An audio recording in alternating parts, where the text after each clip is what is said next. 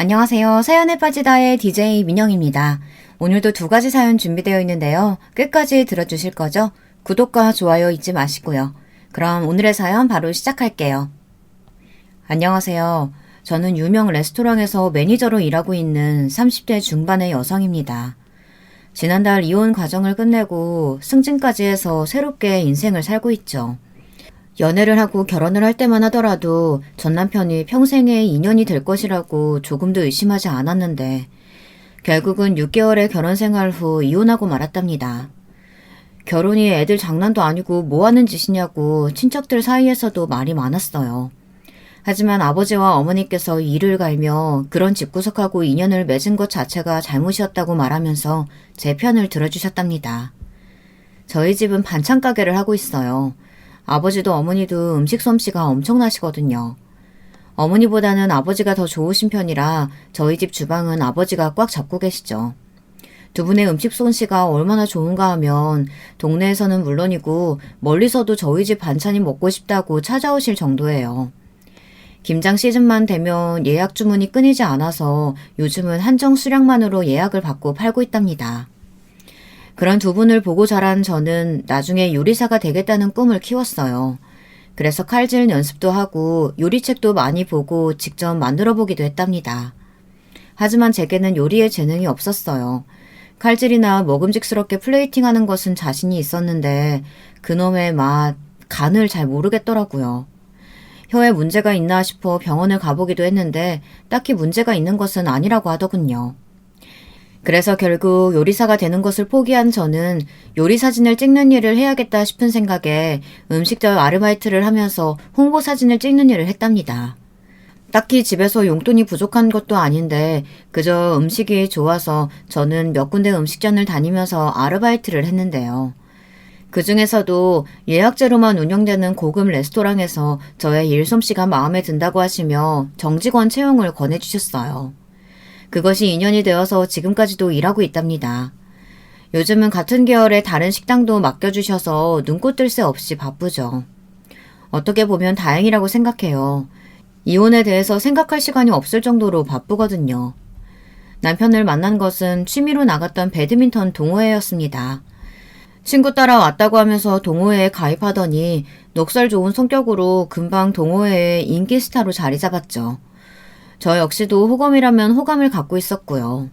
그런 남편이 제게 먼저 사귀자고 이야기를 꺼냈고 저희는 4년의 연애 끝에 결혼을 결심했답니다. 결혼 준비하면서 많이들 다툰다고 하잖아요. 진짜 저는 그런 일이 없을 줄 알았거든요. 그런데 이게 무슨 남편과 다투는 것이 아니라 시어머니와 하루가 멀다 하고 입씨름을 해야만 했답니다. 정말이지 사람 사이에도 상국이 있다고 들었는데 딱 저와 시어머니가 그런 관계였죠. 시어머니께서는 허세가 좀 있으신 편이었어요. 남들 앞에서 큰 소리 치는 것을 좋아하는 그런 사람이셨죠. 결혼식장을 예약하는 것부터 시작이었어요. 시어머니께서는 자신이 아는 사람들이 얼마나 많은데 작은 곳은 절대로 안 된다고 하시면서 호텔에서 해야 한다고 하셨죠. 남편이나 저는 비용적인 부분에서 무리라고 말씀드렸지만 시어머니께서는 호텔이 아니면 안 된다고 하시더라고요. 그렇게 작은 곳에서 볼품없이 결혼식 할 생각을 하다니 세아가 너는 여자가 되어서는 결혼식에 대한 로망도 없냐? 어릴 때 입고 싶은 웨딩드레스, 꿈꾸던 결혼식장 이런 것도 없었니? 물론 있었죠. 지금 그 일랑 하나씩 제가 꿈꾸던 결혼식 준비하고 있는걸요. 어머니, 저희는 이런 곳에 돈을 쓰고 싶지 않아서요. 그 일랑 저는 직장 근처에 집 구하는 것만 하더라도 빠듯하거든요. 아니, 집을 둘이서 한다고? 너희 친정은 뭐하고? 친정에서 집도 안 해준단 말이야? 그게 무슨 말씀이세요? 집을 제가 해오다뇨. 시어머니께서는 결혼식 비용을 아껴 집을 장만하는 데 집중하고 싶다는 제 말에 정말이지 충격적인 질문을 던지셨어요. 아니 결혼하려면 혼수로 집을 해오라뇨. 이게 무슨 말도 안 되는 소리랍니까? 저는 시어머니께서 그냥 하시는 말씀이라고 생각했어요. 그런데 아니더라고요.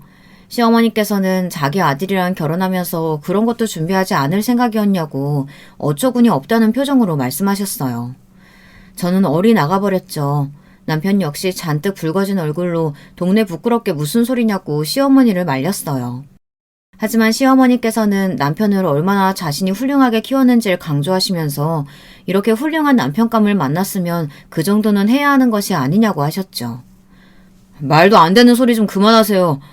그리고 어머니께서 부를 사람들이 그렇게 많지도 않으시면서 무슨 호텔이에요. 그냥 저희가 알아서 정할 테니까 그만 좀 참견하세요. 아니, 너희가 말한 곳을 하면 음식이 제대로 안 나오잖아. 적어도 1인당 30만 원은 하는 그런 곳에서 식사 대접해야지 얼굴 들고 다니지. 30만 원이라니. 저희가 재벌집도 아니고 무슨 그런 소리를 하세요. 진짜 자꾸 이렇게 나오실 거면 어머니는 제 결혼식에 오지 마세요. 괜히 오셔서 분위기만 나쁘게 만들지 마시고요. 결국 남편은 시어머니께 결혼식이 그렇게 부끄러우면 오실 필요 없다는 말까지 했죠. 시어머니께서는 착하기만 한 자신 아들이 변했다며 이 모든 것이 저 때문이라고 제게 손가락질을 하며 화를 내셨습니다. 저는 뭐라고 반응해야 좋을지 알 수 없었지만 중간에서 남편이 그런 시어머니를 가볍게 말리고는 두 번 다시 결혼식에 대해 이러쿵 저러쿵 하지 마시라는 말로 간단하게 정리해버렸죠. 저는 그때 시어머니 표정을 잊을 수가 없었답니다. 저를 노려보시며 두고 보자는 얼굴을 하고 계셨거든요. 시어머니의 허세를 겨우 잠재우고 어렵게 결혼식을 마무리한 저는 신혼여행에서 돌아온 날부터 극심한 스트레스에 두통이 밀려올 정도였어요. 시어머니께서 잠시도 저를 가만히 두지 않으시더라고요. 아니, 무슨 집안 행사가 그렇게 많은지 매주 저를 불러다가 온갖 잡일을 시키는데 미쳐버릴 것 같았어요. 여러분들도 아시겠지만 레스토랑이 주말에 많이 바쁘잖아요. 저 역시도 주말에 일이 많아 녹초가 되어 집에 잠깐 들어왔는데 시어머니께서 떡하니 거실에 앉아서 제가 돌아오기만을 기다린다고 생각해보세요. 얼마나 끔찍하겠어요. 한 번은 밸런타인데이라 손님들이 끊이지 않아 평소보다 늦은 시간에 퇴근을 하고 집에 들어갔어요. 정말이지 당장이라도 침대에 쓰러지고 싶은 마음이 가득했죠. 남편은 출장으로 지방에 있었기 때문에 저는 가벼운 마음으로 현관문을 열고 들어갔죠. 그런데 거실에서 TV 소리가 들리는 것이 아니겠어요. 저는 남편이 벌써 마치고 왔나 싶어 고개를 갸우뚱하며 중문을 열었죠. 그리고는 너무 놀라 한 발자국도 움직이지 못했답니다. 시어머니께서 소파에 비스듬히 기대어 앉아 계셨기 때문이죠. 저는 떨리는 목소리로 어떻게 들어오셨느냐고 물었어요. 시어머니께서는 떳떳하게 자기 아들 집에 못 들어올 이유가 무엇이냐고 하더군요. 나중에 알았지만 저희 집 카드키를 몰래 챙겨 가셨더라고요. 집들이 한다고 모셨을 때 말이죠. 늘 번호를 누르고 들어왔으니 카드키가 사라진 것도 몰랐던 것이죠. 어머니, 이 시간까지 무슨 일이세요? 할 말이 있어서 왔는데 너 매번 이런 식으로 집에 들어오니? 지금 시간이 몇 시니? 도대체 밖에서 뭐 하다가 이제 들어와? 오늘 가게에 예약 손님들이 많아서요. 그러다 보니 마감이 늦어졌어요. 어머니 하실 말씀이란 게 뭘까요? 저는 시어머니의 잔소리를 사전에 차단하기 위해 급히 말을 돌렸어요. 시어머니께서는 코웃음을 치시더니 제 앞에 팸플릿 하나를 내려놓으셨어요. 일본으로 가는 크루즈 여행 관련 홍보물이더군요. 저는 물음표가 가득한 얼굴로 이게 뭐냐고 물었어요. 시어머니께서는 이번 여름에 친구들과 이 크루즈 여행을 가기로 했으니 저더러 준비하라고 하셨어요. 저는 준비라니 무슨 말씀을 하시는지 전혀 이해가 되지 않았죠. 어머니, 준비하라니 무슨 말씀이세요? 무슨 준비요? 이렇게 눈치가 없어서야. 준비가 뭐겠어, 여행 준비지. 이번에 너희 결혼했다고 내가 한턱 내기로 했으니까 크루즈 6명이서 가는 거 예약 좀 해도 여권은 내가 따로 보내줄 테니. 지금 저더러 이 크루즈 여행 비용을 내라는 말씀이세요? 너는 젊은 애가 말귀가 그렇게 어두워서 사회생활은 어떻게 하고 다니니? 당연한 말을 꼭 그렇게 묻고 싶어? 당연하다뇨. 갑자기 여행 경비를 대라고 하시는데 그게 어떻게 당연한 소리예요. 저희가 결혼했는데 무슨 턱을 내신다고요. 저희도 계획이라는 것이 있는데 이렇게 막무가내로 여행 보내달라고 하시면 어떡해요, 어머니. 저는 절대로 불가하다고 시어머니께 말씀드렸어요. 듣고 계시는 여러분 생각을 좀 해보세요. 아니 갑자기 여행을 가신다는 것도 어이가 없는데 그 여행 경비를 며느리인 저더러 다 내라고 하신다는 것이 말이 되는 소리냐고요. 그리고 시어머님께서 며느리 본 턱을 낼 수도 있죠. 저도 그 정도는 이해할 수 있어요. 그런데 그 핑계로 해외여행이라니 저는 이런 경우는 듣도 보도 못했거든요. 여러분들 주변에 이런 사람들이 있던가요? 저의 이런 반응에 시어머니께서는 조금도 상상하지 못했다는 듯이 놀란 얼굴을 하시고는 저를 보시며 그런 돈도 없이 살림을 살고 있었느냐고 따지듯이 물어보셨어요. 그리고는 이왕 말을 꺼냈으니 짚고 넘어가자고 하시더니 저더러 돈 관리는 누가 하고 있느냐고 솔직히 말하라고 취조하듯 말씀하셨어요. 저희 부부는 결혼하자마자 각자의 월급은 각자가 관리하는 것으로 했거든요. 개인 통신요금 같은 것들은 각자가 처리하고 관리비나 식비와 같은 공통으로 들어가는 것들은 함께 매달 일정 금액을 내서 생활하자고 했죠. 남편은 제게 시댁에 용돈을 드리는 것도 자신이 알아서 할 테니 절대 신경 쓰지 말라고 하더군요. 내가 진짜 부끄러워서 말을 안 하려고 했는데 너는 며느리가 되어서 시어머니께 용돈을 매달 겨우 70만 원이 뭐니? 70만 원, 응? 그 도대체 어디다 쓰라고 코딱지만한 돈을 내밀어? 어머니께 드리는 용돈은 그이가 보내드리는 거예요, 어머니. 저희 결혼하면서 부모님께 드리는 용돈은 각자 알아서 하자고 했거든요. 그이가 매달 70만 원씩 드리고 있는 줄은 저도 몰랐네요. 각자 알아서 하자니 그게 무슨 말이야? 그럼 너는 친정에 얼마 주고 있는데 설마 나보다 많은 건 아니지? 저희 부모님께서는 아직 멀쩡하게 돈 벌고 사는 사람한테 용돈이 뭐냐고 한 푼도 받지 않겠다고 하셔서 드린 적 없어요, 어머니. 시어머니께서는 제 말에 뜨끔하셨는지 눈을 피하시더군요. 저희 부모님께서는 가게를 운영하기 때문도 있으시겠지만 사실 멀쩡해서 아직 돈 벌 수 있는데 자식들에게 기대어 살고 싶지 않다고 하셨거든요. 그래서 저를 포함한 저희 형제들은 그 누구도 용돈을 드려본 적이 없어요. 생일이나 기념일을 제외하고는 말이죠. 시어머니께서는 헛기침을 하시면서 시선을 피하시더니 갑자기 활짝 웃으시면서 그럼 저더러 돈이 굳는 것 아니냐고 하시더군요. 어이가 없던 저는 그게 무슨 말씀이냐고 시어머니께 물었어요.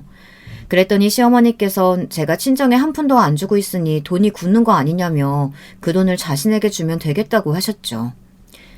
사돈이 안 받겠다고 하시니 내가 대신 받으면 되겠네. 넉넉하게 딱 100만 원만 보내주면 되겠다. 아니다. 그러지 말고 너 카드 좀 내봐라. 갑자기 카드라뇨. 저희는 신용카드 그의 이름으로 된 것이 전부예요. 그럼 이번 기회에 하나 만들어서 보내. 내가 용돈처럼 쓸 테니까. 그러면 딱 맞겠네. 그이가 매달 드리는 돈 있으시면서 무슨 신용카드예요, 어머니. 아니 너는 도대체 며느리가 돼서 뭐 하나라도 공손하게 알겠다고 하는 법이 없니? 내가 그렇게 우습게 보여?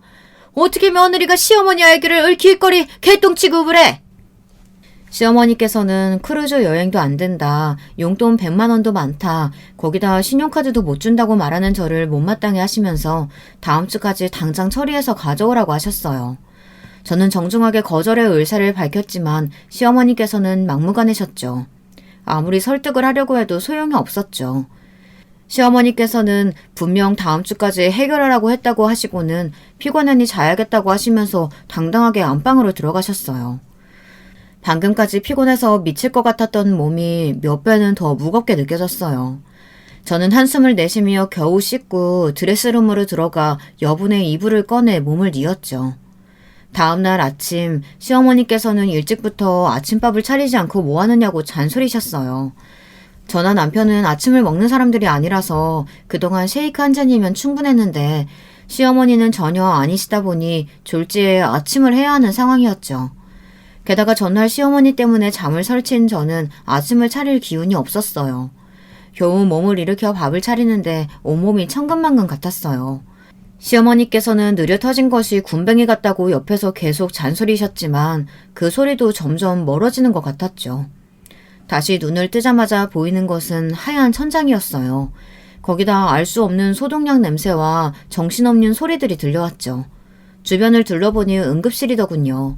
곧 의사 선생님께서 다가오시더니 기절해서 실려왔다는 이야기를 하셨어요.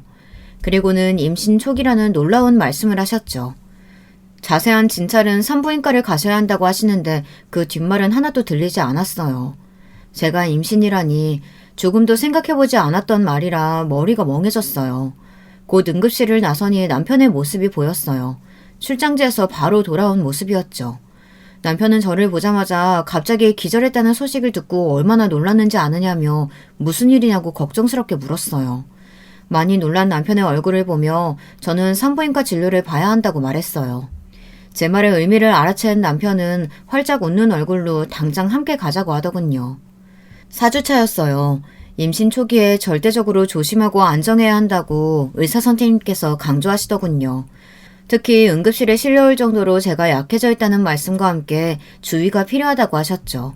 병원을 나섰는데 남편이 무슨 일이 있었느냐고 물었어요. 저는 그제야 저를 데려온 것이 시어머니일 것이라는 생각이 들어 시어머니를 찾았어요. 내가 도착하니까 어머니 일 있다고 하시더니 가시던데? 왜? 어머니랑 무슨 일 있었어? 어머니가 그냥 가셨다고요? 별 말씀도 없이? 당신한테는 아무 말 안 해요? 급하다고 하시면서 그냥 가시던데? 어머니랑 당신 사이에 무슨 일이라도 있었어? 그러고 보니 당신 쓰러졌는데 어머니가 어떻게 데려오신 거지? 저는 남편에게 지난밤에 있었던 대화를 솔직하게 고백했습니다. 남편은 어이없어하며 친구들을 만나 수다 떠는 것이 전부인 시어머니께서 어떻게 용돈이 부족하다는 소리를 할 수 있는지 모르겠다고 말했어요. 다른 형제들도 다 조금씩 용돈을 드리고 있는데 다 합하면 어지간한 4인 가족의 한 달 생활비는 될 거라고 말하면서 저더러 절대로 카드를 줘서는 안 된다고 했죠. 저는 그런 남편에게 용돈을 체크카드에 넣어드리는 것이 좋을 것 같다고 말했어요. 아무래도 어머니께서 카드를 쓰고 싶어하는 눈치이니 한도를 정해서 드리거나 아니면 체크카드를 드리자고 말이죠. 그런 건 이제 내가 알아서 할 테니까 당신은 건강만 챙겨. 임신이라니 생각지도 못한 일이네. 너무 좋다. 임신인 줄도 모르고 엄마가 되어서 그런 것도 모르다니. 당신도 처음인데 당연히 모르지. 거기다 아직 우리 신혼인데 이렇게 빨리 찾아왔을 거라고 누가 생각이라도 했겠어? 그나저나 우리 현관부터 바꾸자. 어머니께 현관카드 달라고 해봤자 소용없을 것 같으니까. 남편의 말에 저는 결국 웃음이 터져버렸어요. 저는 남편이 시어머니께 현관카드를 받아낼 거라고 생각했지 아예 통째로 갈아버릴 것이라고는 상상하지도 못했거든요. 시어머니께서 당황하실 모습이 그려지면서 저도 모르게 웃음이 터져버렸죠. 집에 도착한 저는 일주일간 병가를 내고 편하게 집에서 쉬기로 결정했어요. 레스토랑에서도 축하한다는 말과 함께 걱정하지 말고 쉬라고 해주셨죠. 정말이지 오랜만에 그렇게 푹 쉬어본 것 같아요. 잠을 그렇게 늘어지게 원 없이 잔 것이 언제였나 싶을 정도였죠. 꿈 같은 일주일을 보내고 있던 마지막 날이었어요. 일찍 들어오다던 남편을 기다리고 누워있는데 현관에서 에러 소리가 자꾸만 들리더군요. 저는 본능적으로 시어머니란 사실을 알 수 있었어요. 그렇게 끈질기게 현관과 싸움을 벌일 수 있는 사람은 시어머니뿐이었으니까요. 저는 느릿느릿 몸을 일으켜 현관으로 향했죠. 문을 열자마자 화가 난 황소처럼 시어머니께서 들이닥치더군요. 문이 고장난 것 같다고 하시며 왜 카드를 열리지 않느냐고 소리를 지르셨어요. 저는 모르는 척하며 이 시간에 갑자기 연락도 없이 무슨 일이냐고 물었죠. 너 이게 무슨 짓이냐? 한도라니! 내가 오늘 어떤 창피를 당했는지 알아? 시어머니께서는 카드를 하나 꺼내시고는 바닥으로 던져버렸죠. 저는 무슨 일인가 싶어 카드를 살펴보니 남편의 명의로 된 신규 카드더군요. 저는 남편의 추진력에 속으로 감탄하면서 이게 뭐냐고 물었죠. 시어머니께서는 다 알고 있으면서 어디서 모르는 척이냐고 소리를 지르시더니 제게 당장 카드 한도를 풀라고 말씀하셨어요. 저는 전혀 모르는 일이라고 일단 발뺌하고는 발급된 지 얼마 되지도 않았는데 벌써 한도까지 쓰셨느냐고 물었죠. 친구들이랑 백화점 갔다가 마음에 드는 가방 있기에 하나 사려고 했더니 한도 초과라고 떡하니 뜨잖아. 아휴 정말이지 아직도 얼굴이 다 화끈거리네. 어떻게 할 거야? 그 많은 사람들 앞에서 창피를 당했는데 어떻게 할 거냐고. 어머니 가방이란요. 갑자기 무슨 가방을 또 사신다는 말씀이세요? 제가 신혼여행 다녀오면서 하나 선물해 드렸잖아요. 겨우 그거? 어디 브랜드인지도 모를 그 싸구려 지금 말하는 거냐? 그걸 지금 어디다 비교하고 있어? 네? 어머니께서 그 브랜드 좋아하신다고 하셔서 해외에서만 파는 라인으로 사서 선물해 드렸는데 싸구려라뇨. 제 설명에 시어머니께서는 전혀 모르셨다는 얼굴로 그런 가방이면 미리 말했어야 하지 않느냐고 오히려 제게 타박을 주셨어요. 하지만 내심 만족스러운 얼굴 표정은 숨기지 못하셨죠. 더 웃긴 것은 그 말을 하고 나니 시어머니께서 한층 부드러운 목소리로 카드 한도를 풀어두라고 하시는 거였어요. 진짜 속물이란 우리 시어머니를 두고 하는 말이구나 싶었죠. 저는 남편의 명의라 제가 할 수 있는 것이 없다고 솔직하게 말씀드렸어요. 그랬더니 시어머니께서는 이번 크루즈 여행 전까지 저더러 카드를 새로 발급해주면 되지 않느냐고 하셨죠. 그놈의 크루즈. 정말이지 도돌이표처럼 다시 튀어나오는 크루즈에 정말이지 미칠 것 같았죠. 그때였어요. 현관문이 열리면서 남편이 들어왔죠. 시어머니께서는 지금이 몇 시인데 집에 오느냐며 깜짝 놀라셨어요. 아무래도 남편과 마주치는 상황을 피해서 오신 것 같았습니다. 어머니야말로 지금 이 시간에 여길 왜 오시는데요? 무슨 말을 하시려고요? 여보, 어머니께서 카드 한도 풀어달라고 오셨는데 당신 어머니께 카드 만들어 드렸어요? 한도를 풀라니 어머니 벌써 한도까지 쓰셨어요? 매달 드리는 용돈에 맞춰서 한도 설정해 드렸는데 도대체 어디다 쓰셨기에 벌써 한도 초과라는 말이 나오는 거예요? 뭐라고? 한도를 고작 70만 원으로 해뒀다는 소리냐? 아니 누가 신용카드 한도를 그렇게 해준단 말이야. 한 달에 70만 원이면 충분하지 않으세요? 그리고 안 그래도 어머니께 연락드리려고 했어요. 크루즈 여행이요? 갑자기 무슨 크루즈 여행을 가신다고 그러세요. 그것도 일행 경비까지 다 저희더러 내라니. 저희가 그런 돈이 어디 있다고요. 어머니 지난달에 중국 다녀오셨잖아요. 시어머니는 남편이 조목조목 따지듯이 말하자 대답 한번 시원하게 못하시곤 괜히 저를 노려보기만 하셨어요. 그러고는 알겠다고 하시며 자리를 박차고 나가버리셨죠. 속으로 쌤통이다 싶으면서도 괜히 나중에 불똥이라도 튀는 것 아닐까 생각했지만 금방 잊어버렸습니다. 하지만 정말이지 시어머니는 정도를 모르시더군요. 그 일이 있고 나서 시어머니께서는 친구들에게 며느리 본턱은 내야 한다며 제가 근무하고 있는 레스토랑에 식사를 하러 오겠다고 하셨어요. 예약자들이 워낙 많은 레스토랑이라 쉽지 않은 상황이었지만 크루즈도 물 건너간 상황이라 이마저도 거부하면 괜히 집안이 시끄러워질 것 같아 알아보겠다고 말씀드렸습니다. 다행히 취소 자리가 있어 매니저님께 말씀드려 시어머니 자리를 만들어드렸죠. 그러지 말았어야 했는데 말입니다. 시어머니께서 오셨을 때 저는 병원 예약이 잡혀 있어서 반차를 냈었거든요. 그런데 매니저님께서 전화가 오셔서는 한숨을 내쉬면서 이게 무슨 일인지 모르겠다고 하시더라고요. 그리고 말씀하시는데 정말이지 입이 떡하니 벌어질 수밖에 없었답니다. 레스토랑으로 오신 시어머니께서는 가장 비싼 코스 요리를 주문하시더니 와인까지 병째로 망설임 없이 주문을 하셨다고 하시더군요. 그리고는 마지막에 영수증을 가져다 드리려고 하니 필요 없다고 하면서 제게 받으라고 하셨다는 거예요. 직원이 당황하며 반문하자 제가 며느리라고 말씀하시며 며느리 이름으로 달아두라고 하시고는 그냥 나가려고 하셨다는 그 소리에 정말이지 식은땀이 다 나더군요. 직원은 그런 시어머니를 붙잡으려다가 실랑이가 벌어졌고 시어머니께서는 손님에게 무례하게 굴었다고 직원의 뺨까지 때린 상황이셨죠. 그 이야기를 듣는데 진짜 미치겠더군요. 들어온 지 얼마 되지도 않은 직원이었는데 얼마나 놀랐을지 상상이 가질 않았습니다. 매니저님께서 수습을 하셨다고는 하는데 이게 무슨 일이냐고 한숨을 내쉬는 목소리에 제가 할 수 있는 말이라고는 죄송하다는 소리뿐이었어요. 자기, 진짜 영수증도 놀랍지만 나는 자기 어머니가 그렇게 몰상식하게 나올 줄은 몰랐지. 아니 직원한테 손찌검이라니. 다른 손님들 앞에서 이게 무슨 무례야. 정말 죄송해요 매니저님. 많이 놀랐을 텐데 괜찮은가요? 괜찮을 리가 있겠어? 당장 그만뒀지. 더 큰 일로 번지지 않게 하려고 손을 써두긴 했는데 도대체 자기 시어머니 뭐하는 분이시래?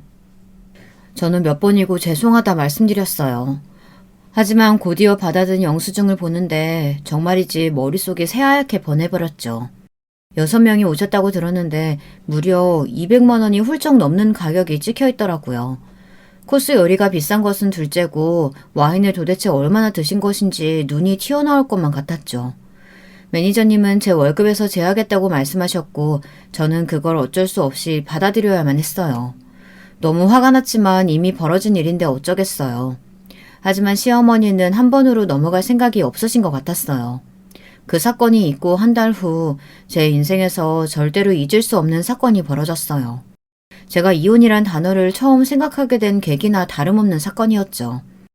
시어머니께서는 계모임을 저희 레스토랑에서 하겠다고 저더러 자리를 만들라고 하셨어요. 저는 지난번과 같은 일을 만들고 싶지 않아 단호하게 불가하다고 했죠. 그때는 우연히 취소 자리가 생겨서 말씀드렸지만 이번에는 안 된다고 말이에요. 시어머니께서는 거기서 일한 지 오래되었다고 들었는데 그런 능력도 없느냐고 하시며 제게 화를 내셨어요. 저는 끝까지 원칙이 그렇다는 말로 응수했죠. 하지만 끝까지 시어머니께서는 막무가내로 요구하셨어요. 계모임 당일 시어머니께서는 아침부터 언제 시간이 되느냐고 물어보시더군요. 저는 어이가 없었죠. 제 말을 듣고 있기는 한 것인지 의심이 들었거든요. 저는 짜증을 내지 않으려고 심호흡을 하고는 오늘은 예약이 꽉 차 있어서 오셔도 들어갈 수 없다고 말했어요. 하지만 시어머니께서는 저녁에 가겠다고 하시더니 지난번에 먹었던 와인이 좋던데 미리 준비를 좀 해두라는 말을 하셨죠. 진짜 무슨 벽에게 이야기하는 것도 아니고 저는 답답해 미칠 것 같았어요. 사연을 듣고 계시는 분들도 저와 비슷한 생각을 하지 않으실까 싶어요. 아니, 이렇게 이야기를 해도 들은 척하지 않는 사람이 어디 있냐고요. 저는 시어머니께 문자까지 드리며 오늘은 오셔도 들어오실 수 없다고 말씀드렸어요. 시어머니께서 말씀하신 시간이 다가오자 점점 초조해지기 시작했어요. 설마 이렇게까지 이야기했는데 오실까? 이런 생각으로 머릿속이 복잡해졌죠. 하지만 시어머니께서는 떡하니 친구들을 이끌고 저희 레스토랑으로 오셨어요. 입구에서는 당연히 예약자 명단에 없다는 말로 친절하게 들어가실 수 없다고 했지만 시어머니께서는 자신의 며느리가 이곳에서 일하고 있다고 하시며 빨리 안내를 하라고 직원을 몰아붙이셨죠. 안에서 시어머니가 왔다는 소리에 저는 바로 나갔습니다. 어머니, 제가 분명 오늘은 자리 없다고 말씀드렸잖아요. 오셔도 들어가실 수 없다고 문자도 드렸는데 왜 이러세요? 왜 이러세요? 너는 시어미가 하라고 하면 네 하고 그냥 할 것이지 무슨 말이 그렇게 많아? 그래서 지금 내 친구들 앞에서 나를 내쫓기라도 하겠다는 거야 뭐야? 당장 자리 안 만들어? 어머니, 있지도 않은 자리를 어떻게 만들어요? 정말 오늘은 예약자가 꽉 차서 안 된다니까요. 그건 내 알 바 아니고 당장 자리 마련해라. 진짜 저는 초조해서 미칠 것 같았어요. 그때였어요. 아랫배가 뭉근하게 당겨오는 것이 기분이 이상했죠. 속이 뒤틀리는 기분은 물론이고 아랫배를 누군가가 사정없이 당기는 것 같았어요. 제가 식은땀을 흘리며 배를 붙들고 있자 곁에 있던 직원이 괜찮느냐고 물어보며 저를 부축했어요.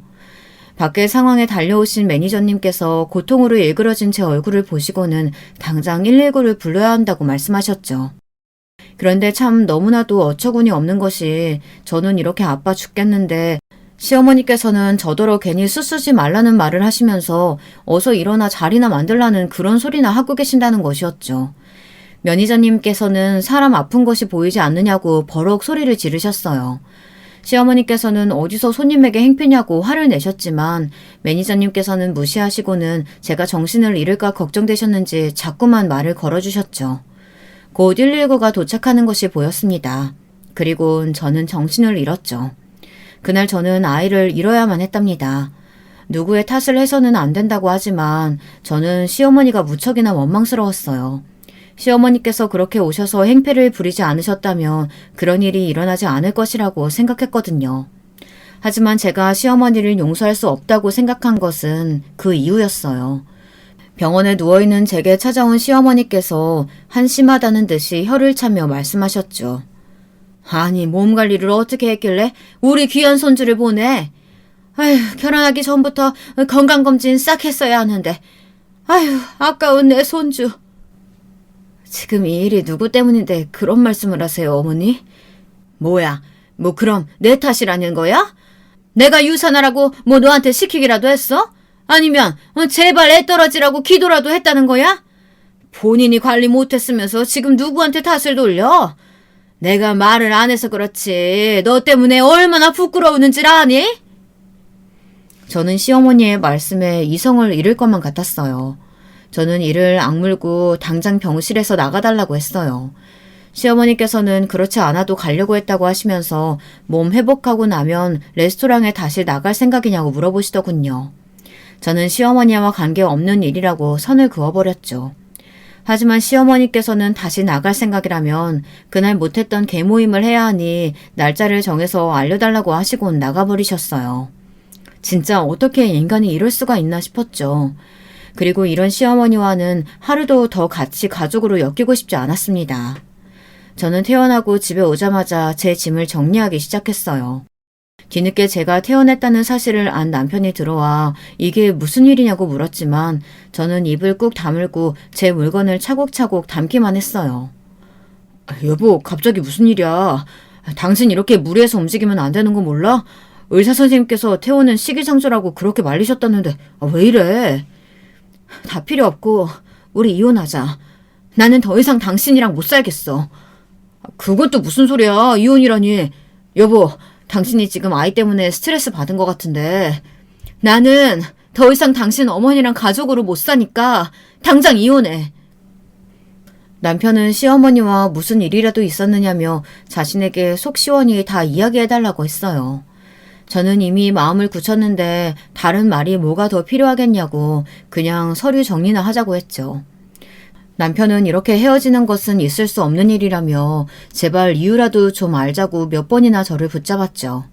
저는 결국 시어머니와의 일을 하나도 빼놓지 않고 다 이야기했어요.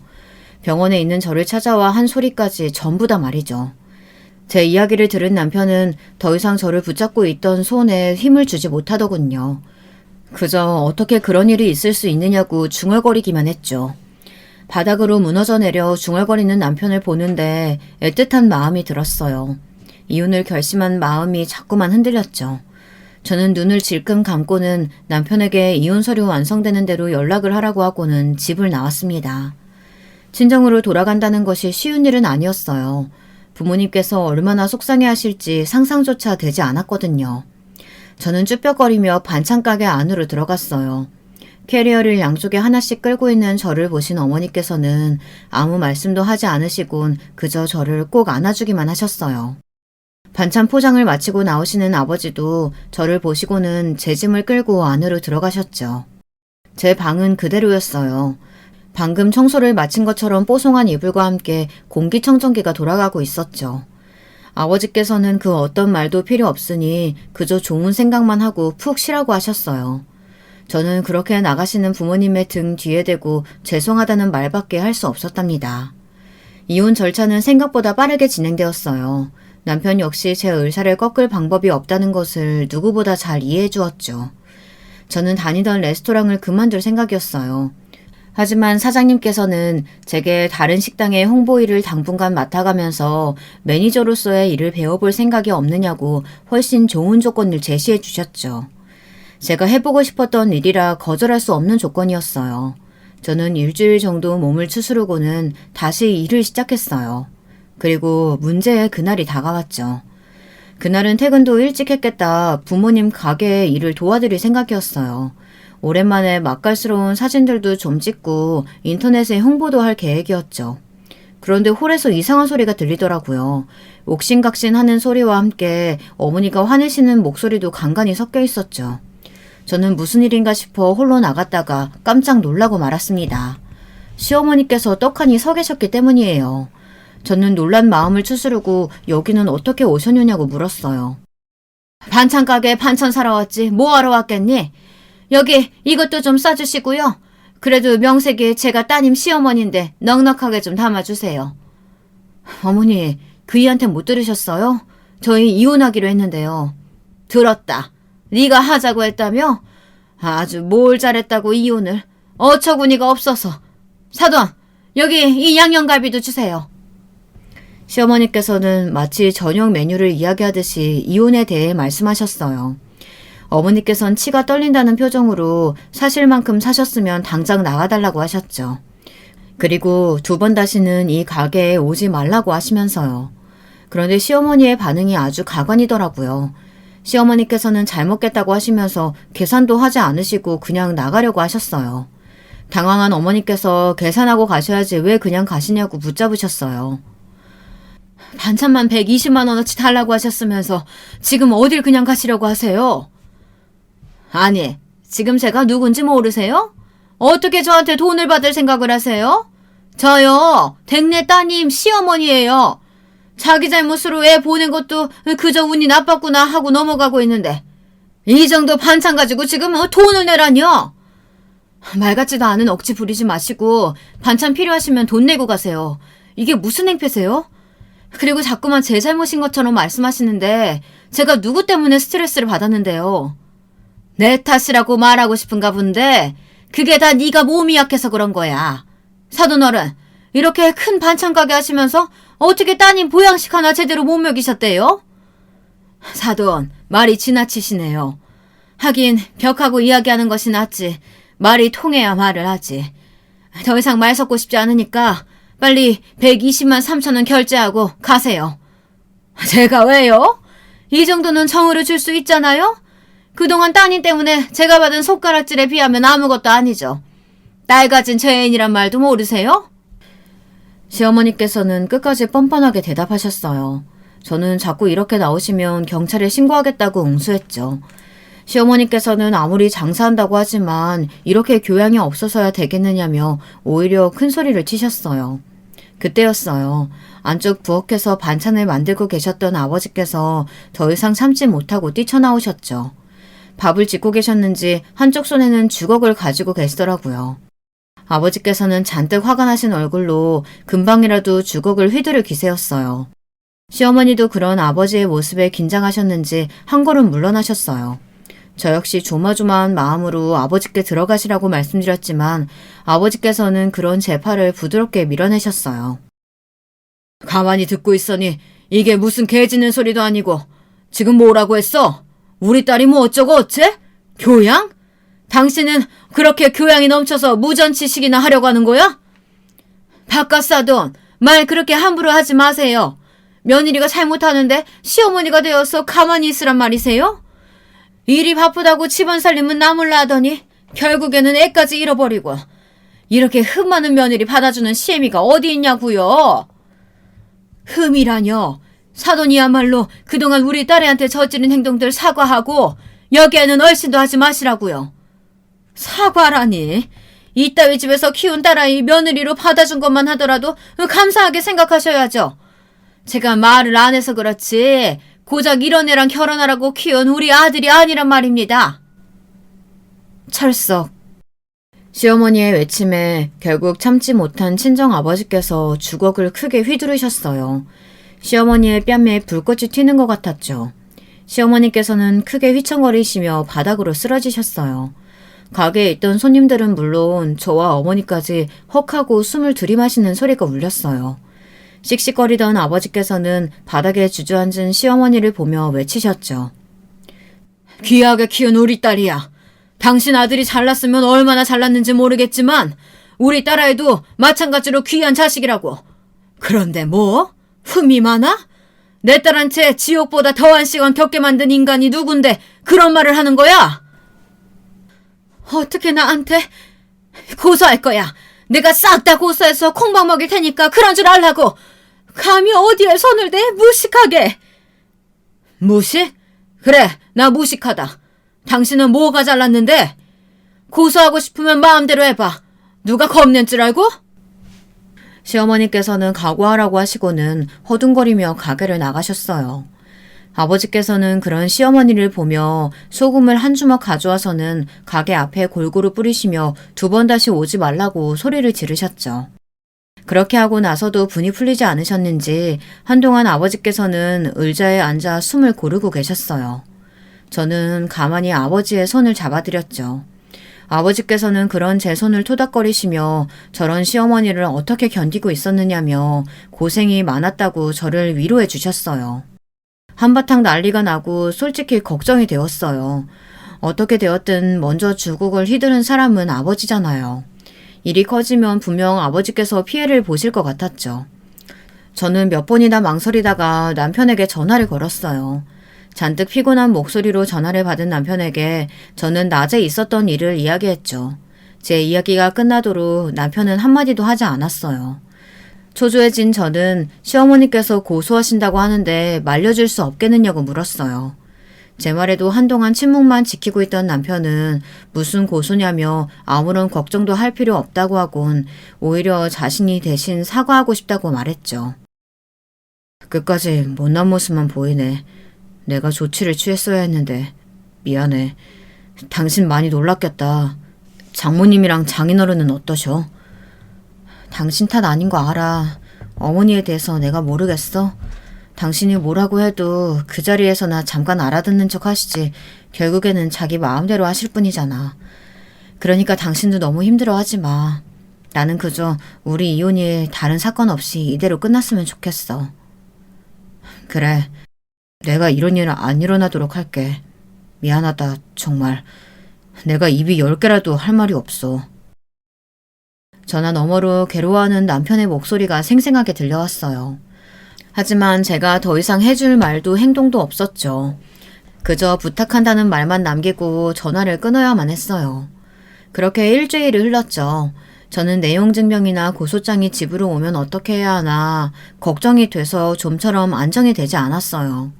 남편이 알아서 한다곤 했지만 어디로 튈지 모르는 사람이 시어머니다 보니 불안감이 쉽게 사라지지 않았죠. 하지만 일주일이 넘도록 아무 소식이 없더라고요. 저는 이대로 일이 마무리되는가 보다 하고 있었습니다.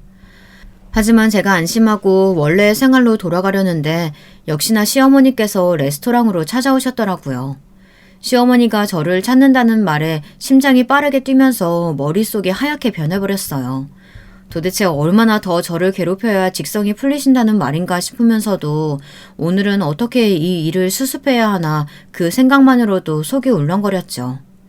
직원이 오늘은 좀 다르다고 하더라고요. 자리를 달라고 하지도 않고 혼자 오셔서는 저와 이야기를 하고 싶어 한다고 말이죠.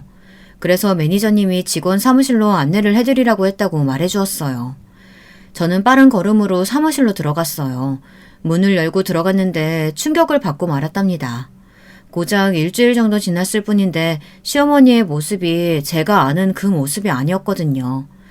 옷이며 가방이며 최고급만을 들고 다니시면서 과시하는 것을 좋아하시던 시어머니의 모습은 어디로 갔는지 찾아볼 수가 없었죠.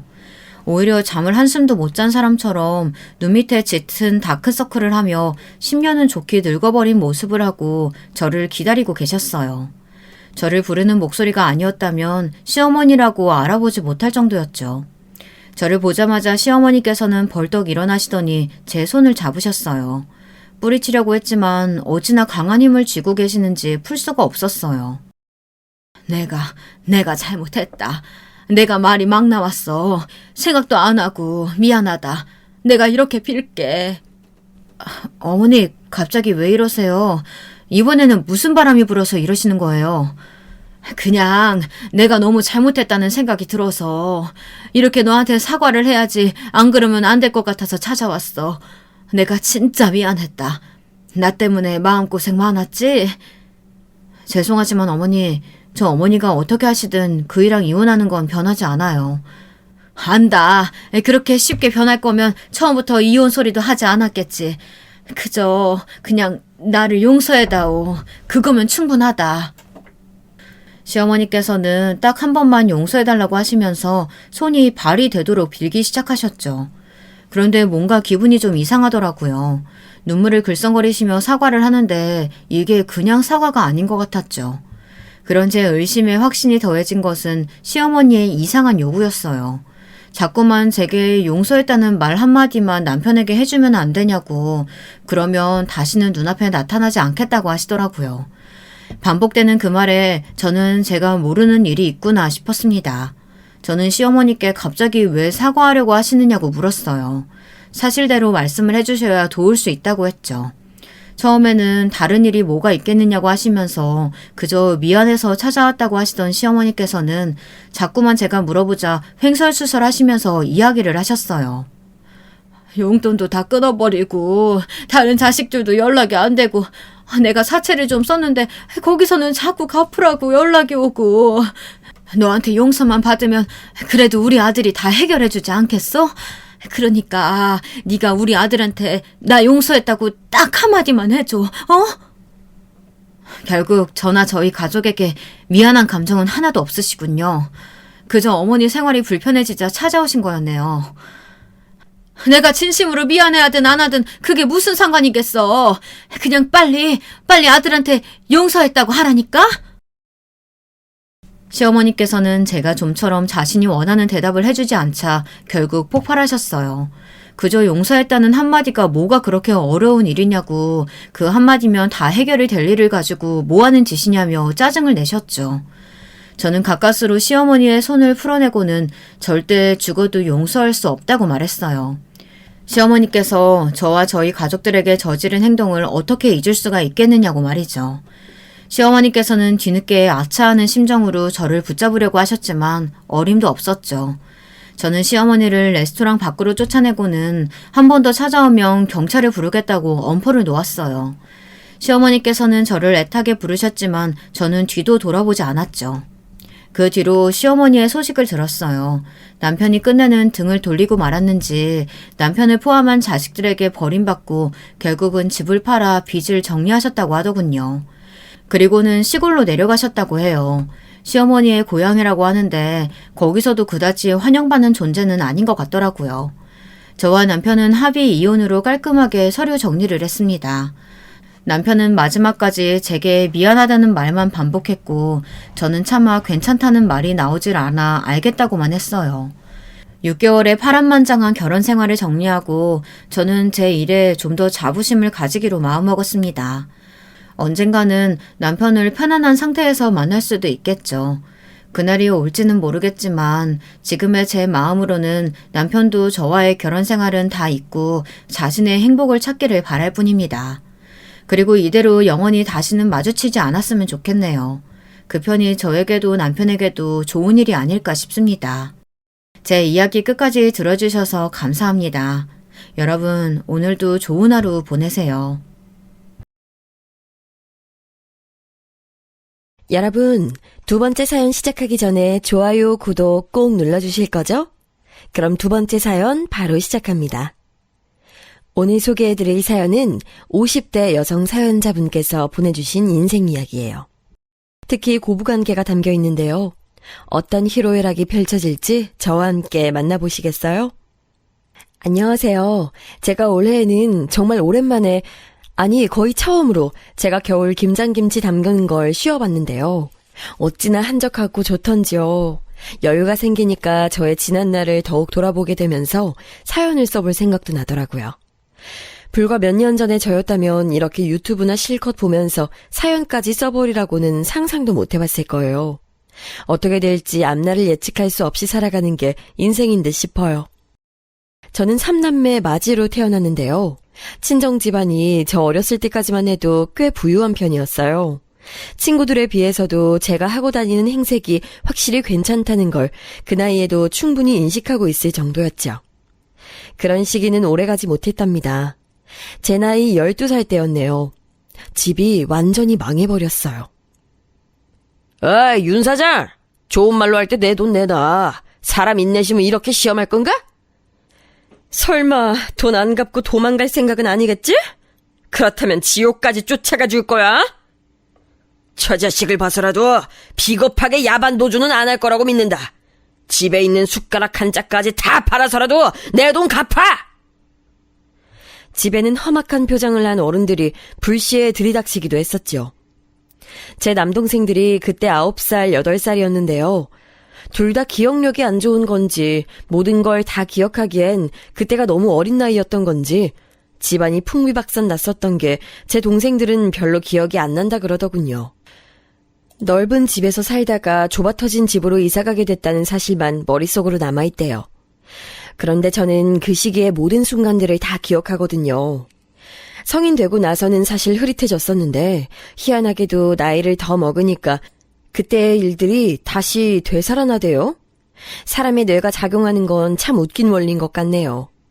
이제는 다 끝이라며 탈출구는 죽음뿐일 것 같다면서 무서운 표정을 지으며 매일 비관적인 계획만 세우셨던 아버지. 그런 아버지에 맞서 싸우면서 다시 희망을 가지고 어떻게든 살아가야 한다고 꿋꿋하게 외치셨으나 잠든 저희 3남매를 보시면서 베개를 만지작거리셨던 어머니. 우리 성희는 학교 다니는 거 재밌니? 갑자기 전학 가게 돼서 싫지는 않았어? 학교 가는 거 재밌어요.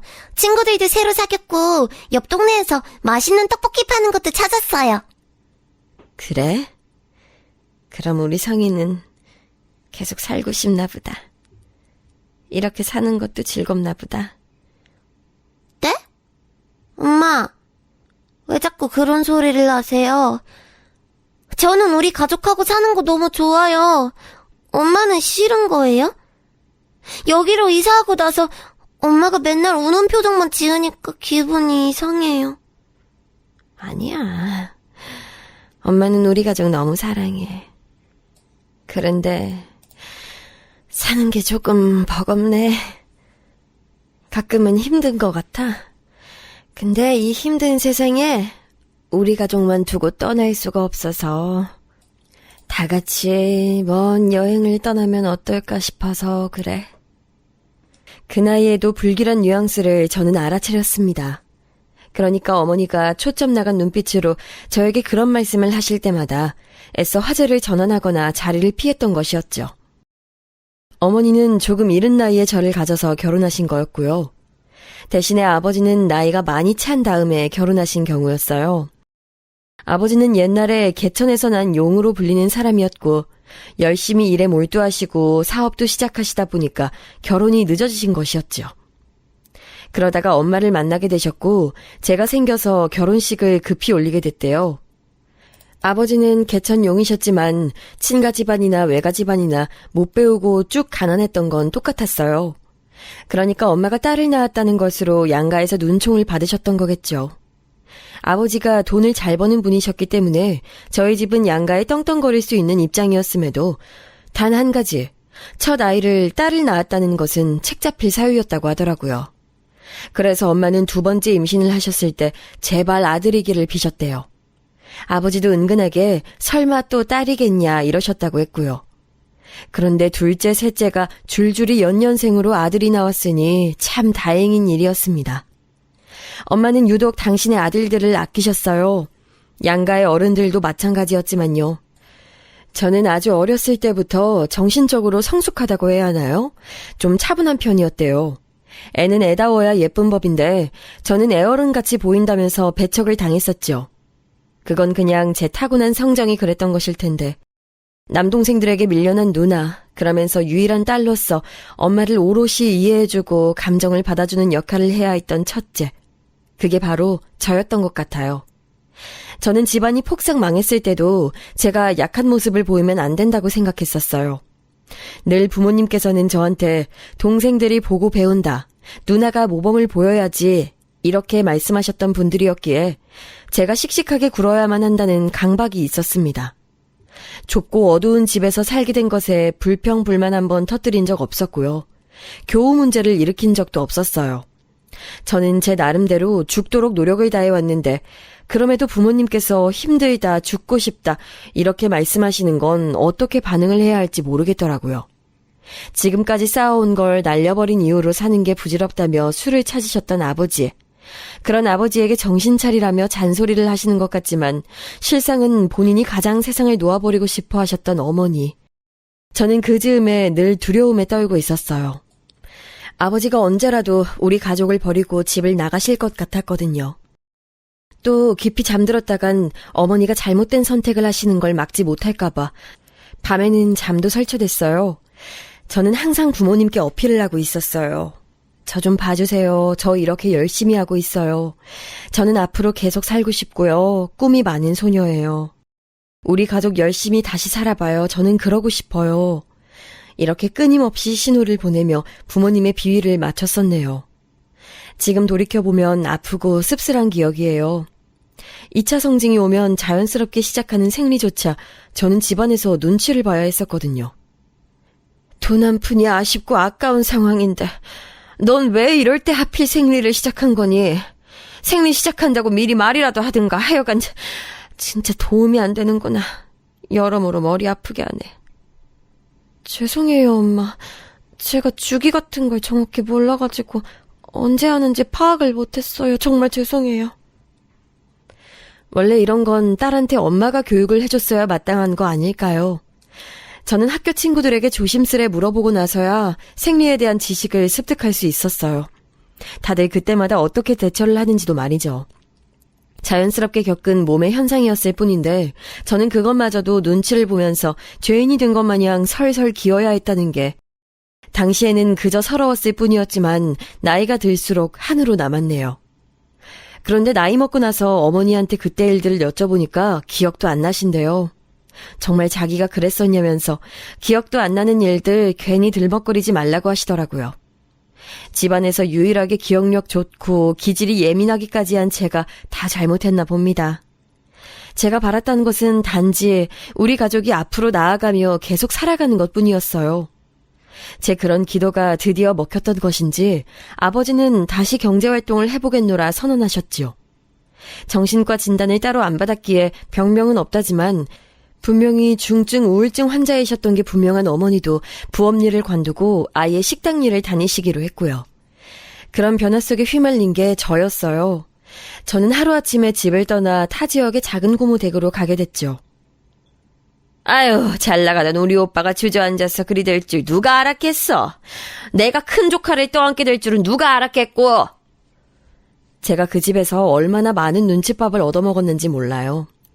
낯선 곳에서 새로 학교 생활을 시작하는 것도 어색했건만 집에 와서는 온갖 집안일에 저보다 어린 사촌 동생을 밥 차려줘야 하고 숙제도 봐줘야 하고 준비물 챙겨주는 것까지 저의 몫이었네요. 아무도 저한테 괜찮냐, 힘들지 않냐, 빈말이라도 물어주지 않아서 저는 항상 혼자 알아서 공부하며 고등학교 생활을 보냈고요. 대학은 진작 포기했었고 바로 취업이나 했어요. 기숙사 제공되는 곳에 합격해서 작은 고모댁을 떠났고요. 그래도 몇 년 함께 지냈는데 네가 없어진다니까 너무 아쉽구나. 우리 애들도 네 손길 없으면 자기 양말 하나 못 찾는데. 아유, 당장 내일부터 어쩌면 좋을지. 넌 성실하고 착하니까 무슨 일을 하든 어딜 가서 시작하든 잘 될 거야. 좋은 말씀 감사해요, 고모. 그동안 신세 많이 졌습니다. 저희 부모님이 갑자기 저 맡아달라 하셔서 난감하셨을 텐데 받아주신 것도 정말 감사했었고요. 입 하나 줄여야 되는 상황이라면 네 동생들보다는 당연히 널 치울 수밖에 없었겠지. 이해는 가더만. 그나저나 넌 참 어렸을 때부터 지금까지 한결같이 침착하고 어른스럽구나. 잘 돼서 성공하게 되면 우리 가족 잊지 말어. 돈 벌게 되면 우리한테 성의 표시 좀 하고. 너같이 성숙한 애는 내가 이렇게 따로 말 안 해줘도 해야 할 도리를 잘 알지? 그럼요. 저 맡아주신 거 은혜 안 잊을 거예요. 늘 그렇게 살아왔던 대로 저는 착하고 피해 안 끼치고 수동적인 역할에 충실했죠. 돈 벌고 나서 고모에게 그 성의 표시라는 것도 꼬박꼬박 했었고요. 지금 생각해보면 완전히 벼룩의 간을 빼먹는 것이었건만 그거 다 알면서도 저한테 돈을 받아갔던 고모도 참 대단하신 분 같아요. 친정 식구들은 말할 것도 없었죠. 저한테 번 돈을 달라고 했던 건 예사였고요. 제 일에 간섭하면서 오만 것에 다 참견을 놨었습니다. 제가 일자리를 옮겨도 눈총을 받았고 연애를 시작했더니 엄한 잔소리가 쏟아졌고 정말 숨막히는 나날들이었네요. 그런 제가 결혼을 제법 일찍 했어요. 말수는 적은 대신 사람이 가벼워 보이지 않으며 또한 성실해 보였던 남자하고요. 부친이 병환 중이라서 힘든 시기였는데 저란 여자를 만나 기운을 차리게 되었다며 저를 진심으로 사랑한다 말해주는 것에 제가 넘어갔어요. 저한테 유순하고 사려 깊어 보인다고 했는데 그 말이 마음에 들기도 했었거든요. 남편은 3남매 중 둘째였어요. 위로는 누나가, 아래로는 남동생이 있었죠. 어디서 많이 본 구조이지 않나요? 바로 제 친정이요. 제가 장녀, 밑으로 남동생이 둘이잖아요. 그런데 시댁도 똑같이 딸, 아들 이렇게 셋이었던 거예요. 어쩌면 그렇기에 제가 남편의 누나인 시누이의 심정을 이해했는지도 모르겠어요. 내가 왜 엄마를 모시고 살아야 돼? 딸이라서 더 엄마랑 가깝다고? 첫째라서 그런 책임감을 느껴야 한다고? 웃기지들 마셔. 나는 평생 장녀랍시고 오만 희생 다 해왔고 딸이랍시고 오만 차별 다 당해왔어. 아버지가 맨날 나한테 개집년 운운하면서 나 기사라 다니는 꼴 보기 싫다고 욕하셨던 거 아직도 귓가에 생생하게 들려. 엄마, 나한테 넌 네 동생들 보살펴주기 위해 태어난 존재라고 했었지. 그거 왜 내 쓸모는 없다고 그러셨잖아. 이제 내가 그 말 돌려드릴게. 엄마를 보살펴드릴 의무는 아들들한테만 있어요. 딸은 쓸모가 없기 때문이죠. 시아버지께서 돌아가신 이후 시어머니의 거취 문제가 대두되었을 때 시누이가 아주 신랄하게 떠들어댔었죠. 마치 이날만을 기다렸노라고 외치는 사람처럼 조금의 망설임도 없이 크게 외쳤어요. 시어머니를 모시는 문제에서 나는 빠지겠다고 말이에요. 남편이 당황하면서 만류했었고 시동생이 그건 아예 가족 간의 인연 끊자는 것 아니냐며 따졌었죠. 그러자 시누이가 웃으면서 이렇게 말했어요.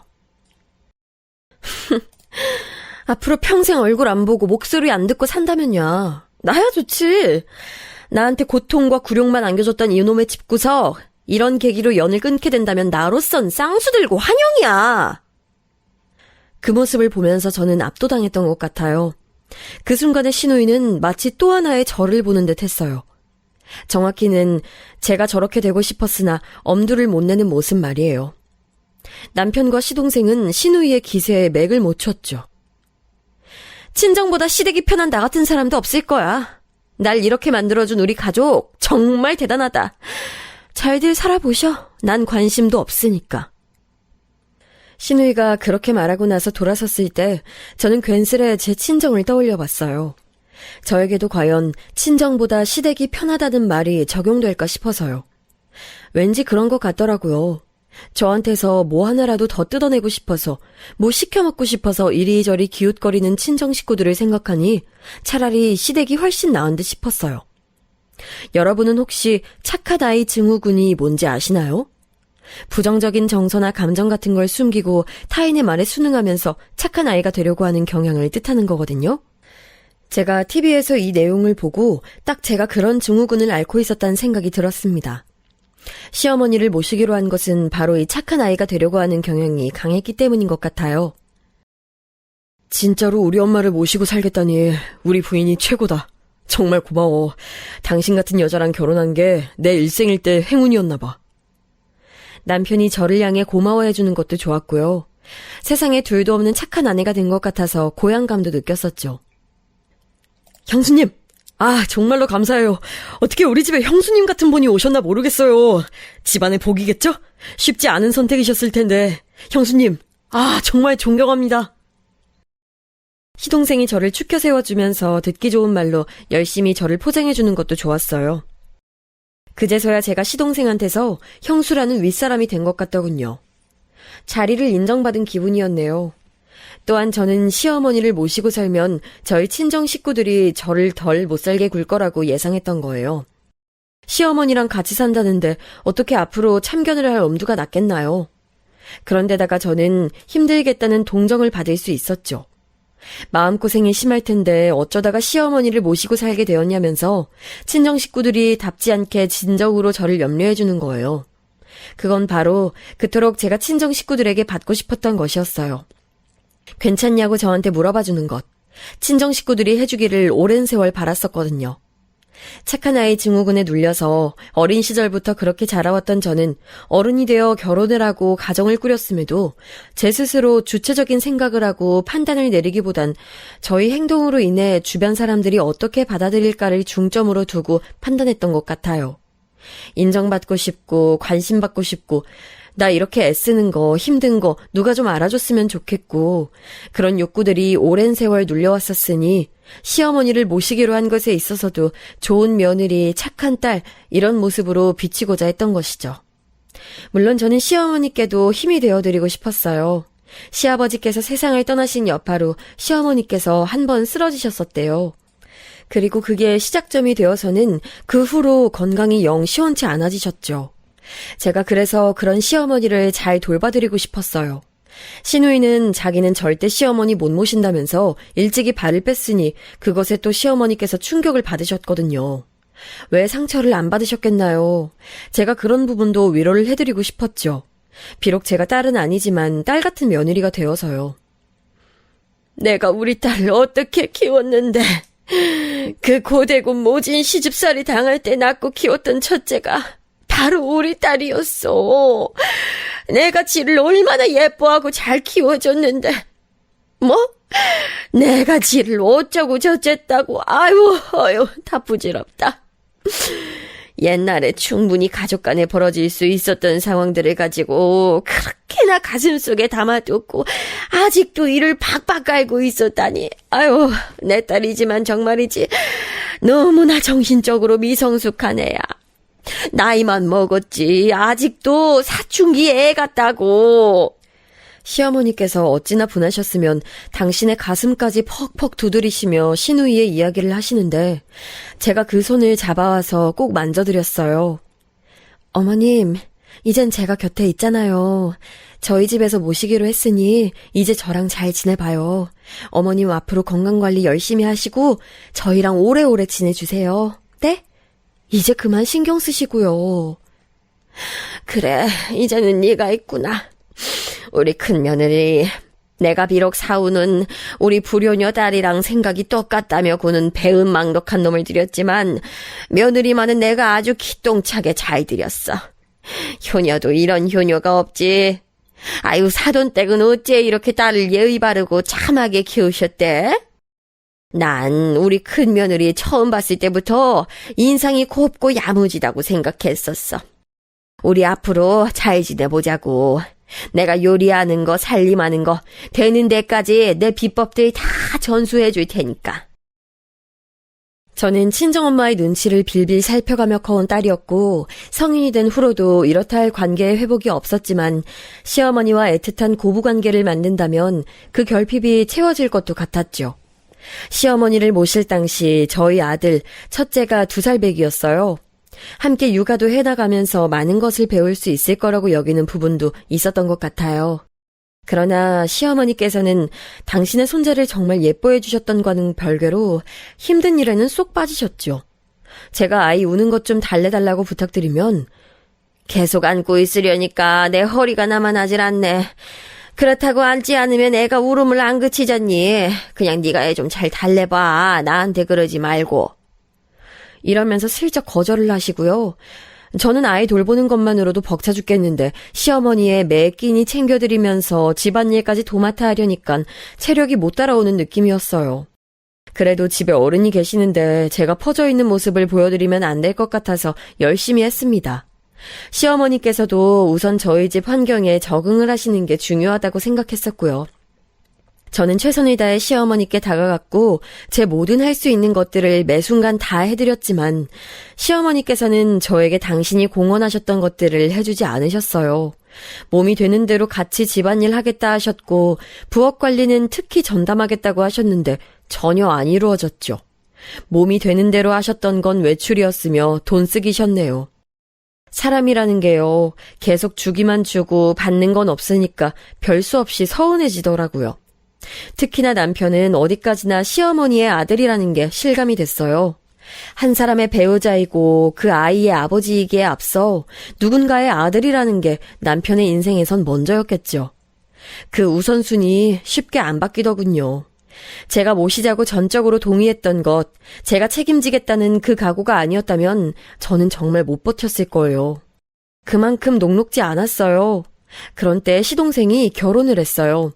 시누이나 시동생이나 타 지역에서 살림을 차렸기 때문에 쉽게 말이 남아 어머님 며칠 모시겠느냐라는 제안이 안 나가더라고요.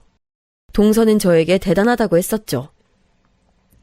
형님, 둘째 임신하신 거 정말 축하드려요. 시어머니 모시면서 남편 내조하고 아이 돌보고 거기에 임신해서 몸 관리까지 정말 쉽지 않으시겠는데요. 근데 둘째 낳으시고 나중에 직장생활 다시 하실 계획도 있으시다면서요. 형님 대단하신 것 같아요. 진심으로 존경스러워요. 뭐든 다 척척 해내는 슈퍼우먼 같으시다고나 할까요? 그렇게 말해줘서 고마워, 동서. 치켜 세워주니까 나 되게 민망하다. 그냥 집안 살림하면서 어머님 말동무 해드리고 그러는 것밖에 없어. 특별할 것도 없는걸.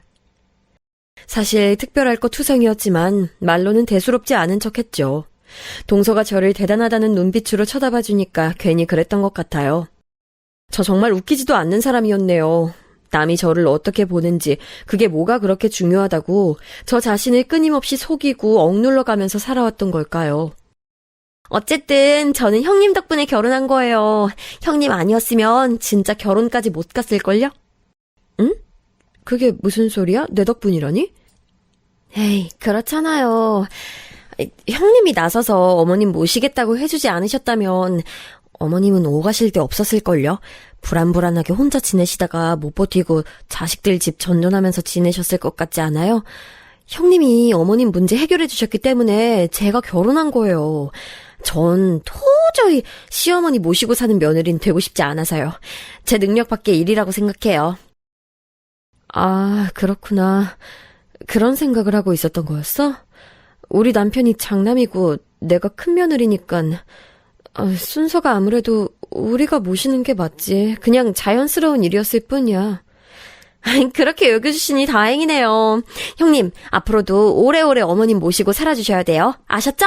제가 형님 으쌰으쌰 하시도록 응원할게요. 저 완전 형님 팬이잖아요. 동서가 깔깔거리면서 환하게 웃는데 이상하게도 그 순간 저는 얼굴이 화끈 달아오르더라고요. 부끄럽거나 민망해서가 아니었고 왠지 모를 수치심, 모멸감 이런 것들이 저를 휘감았던 것 같아요. 그런데 그 감정들을 인정해버리면 나는 시어머니를 모시기 싫어진 나쁜 며느리야. 한 입으로 두말하는 사람이야. 이렇게 되어버릴까봐 스스로 겁이 났어요. 그래서 아무렇지 않은 척 굴었답니다. 생각해보니까 그때부터 아니 그 이전부터 동서는 저의 성향을 꿰뚫고 저를 한껏 이용해 먹으며 비웃어왔던 것 같네요. 자발적인 호구가 집안에 있었으니 얼마나 자기는 편한 입장이었겠어요. 내 희생을 모두가 알아주겠지. 다들 내가 없어서는 안 되는 존재라고, 내가 집안에서 엄청 중요한 역할이라고 그렇게 생각해 줄 거야. 몸과 마음이 지쳐갈 때마다 저는 그렇게 스스로에게 주문을 걸었죠. 제가 희생을 자처함으로써 제 존재감이 빛을 발하는 거라고요. 시누이와 시어머니의 관계가 회복된 것도 다 제 덕택이었어요. 제가 시어머니를 모시고 살지 않았더라면 과연 시누이가 자기 모친이 다시 잘 지내보자며 내민 손길을 붙잡을 수 있었을까요? 그렇지 않았을 거예요. 저라는 사람이 시어머니를 모시고 있으니 다른 가족들이 그 부분을 내려놓고 편하게 지낼 수 있었으니까요. 시누이도 본인이 시어머니를 안 모셔도 된다는 확신이 있는 상황이니까 못 이긴 척 모녀가 그런대로 잘 지내게 됐던 거예요. 저희 집 둘째는 딸인데요. 저는 아들, 딸 차별 없이 제 새끼들이니까 공평하게 예뻐해줬거든요. 그런데 시어머니는 조금 달랐어요. 잭! 어디 네 오빠가 먹을 반찬에 손을 대? 지저분하기 싫어. 넌 네 앞에 있는 거나 먹어야지. 네 오빠 걸 탐내면 안 돼. 저희 딸에게 쉽게 잔소리하시고 훈육을 하셨죠.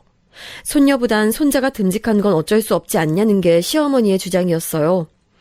뿐만 아니라 아무래도 첫째를 더 오래 보고 지냈으니까 둘째보다 정이 갈 수밖에 없다고 하셨죠. 저는 집에서 남동생들을 더 귀히 여기는 부모님을 겪어온 사람이었기에 그런 시어머니의 태도가 마음에 안 들었죠. 어머님, 제발 거듭 당부드리는데 애들 차별하지 말아주세요. 제가 일 나가고 집에 없을 때는 어머님이 애들 보시잖아요. 어머님 역할이 정말 중요한데 자꾸 이렇게 차별하시면 너무 힘들어요. 내가 뭘 그렇게 차별식이나 했다고 넌 자꾸 똑같은 소리를 해대니? 같은 말 그렇게 반복하면 실례인 걸 몰라서 그러는 거야? 아휴, 내가 어련히 손주들 똑같이 예뻐하지 않을까봐 걱정도 팔자다 너는. 같이 살면서 크고 작은 일이 일어날 때마다 제가 무조건 참았고 저들였어요. 어른 이겨먹으면 안 될 것 같아서요. 또한 둘째 낳고 나서 제가 몸이 안 좋았었는데 그럼에도 갓난아기였던 저희 둘째, 길을 안 쓰고 안 돌봐주시려고 했던 시어머니, 그것도 제가 안 따지고 넘어갔었죠. 남편한테 도움을 청할 때마다 바깥일하는 남자들에게 집안일 도와달라 하는 건 안 된다며 막아서셨던 시어머니. 그러시는 것에도 제가 토 안 달았어요. 제 몸이 부서지는 한이 있더라도 젖먹이 둘째 보살펴가면서 집안일까지 다 하고 시어머니 밥 차려드리고 그렇게 살았어요. 그런 저였지만 제가 가게를 위해 직장 생활을 시작하고 맞벌이 부부로 저희 집이 거듭나면서 시어머니께서 아이들에게 미치는 영향이 지대해지자 도저히 싫은 소리를 입에 안 올릴 수가 없더라고요. 어머님, 자식 키우실 때 딸하고 아들하고 차별하셨었잖아요. 그런데 그걸 손주들한테도 대물림 해주실 건가요? 그럼 나중에 손녀한테 미움받는 할머니 되셔도 상관없으시다는 거죠? 그러자 시어머니께서 깜짝 놀라셨죠. 네가 어떻게 그런 심한 발언을 할 수 있냐는 눈초리로 한참을 저를 바라보셨었으니까요. 제가 분명하게 말씀드렸던 이후로 시어머니께서는 대놓고 손자 손녀 차별하지는 않으셨어요. 그런데 나중에 알고 보니까 몰래 차별하셨더라고요. 남편이나 저나 나가서 돈을 버니까 긴 시간 시어머니께서 뭘 하시는지까지는 다 속속들이 파악할 수 없었으니 저희 딸한테 참 두고두고 미안한 부분이에요. 시누이네, 시동생네 두 집은 저희 집 덕분에 정말 편하게 살았습니다. 저희가 시어머니 모시고 사니까 아무래도 저희한테 돈을 주기는 했었죠. 원래는 아무것도 못 받았었는데요. 시어머니께서 외출하셨다가 쓰러지신 이후로 그때부턴 시누이네랑 시동생네로부터 돈 받았네요. 금액은 한 달에 10만 원씩이었어요. 저희 집에 오는 돈은 그러니까 20만 원이었는데요. 그것 가지고 얼마나 오만 생색을 내던지 시누이는 차라리 직설적으로 말을 딱딱 뱉는 스타일이라 나았죠. 문제는 동서였네요. 형님, 어머님 팔토시 사드린다고 하셨던 건 어떻게 됐어요? 어머님이 찾으시는 재질이 있다고 하셨었잖아요. 그거 사셨어요? 아, 그거 아직 못 샀어, 동서. 인터넷에서 사야 하는 건데 찾아보기도 만만치 않고 시간이 없다 보니까 자꾸 까먹게 되네. 팔토시 애기 나온 지가 언젠데 아직도 안 사셨어요. 에이, 형님. 그러시면 제가 물주로서 조금 속상할 수도 있어요. 정 그러면 동서가 주문해 줄래? 나보다 인터넷 쇼핑 잘하잖아. 어머, 형님. 제가 돈 드리는 입장인데 물품까지 제가 사드려야 한다고요? 그건 좀 너무하셨죠.